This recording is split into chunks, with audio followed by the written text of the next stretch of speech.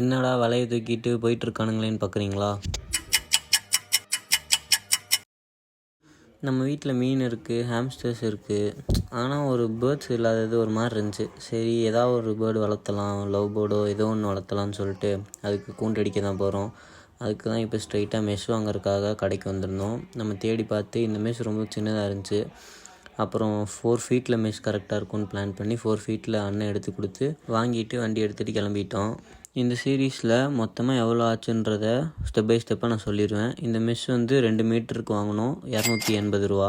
அடுத்து நமக்கு தேவை இந்த ரீப்பர் கட்டை. இது நான் மாடியில் இதுக்கு முன்னாடி ஒரு கூண்டு வச்சுருந்தோம். அது சும்மா தான் கடந்துச்சு, மெஷ் எல்லாம் பிரித்து போட்டு. அதையே எடுத்து டிஸ்மேண்டில் பண்ணிடலான்னு கீழே கொண்டு வந்துட்டோம். கீழே கொண்டு வந்து சுத்தியில் அடித்து ஆணியெல்லாம் ரிமூவ் பண்ணி ஃபுல்லாக டிஸ்மேண்டில் பண்ணிட்டோம்.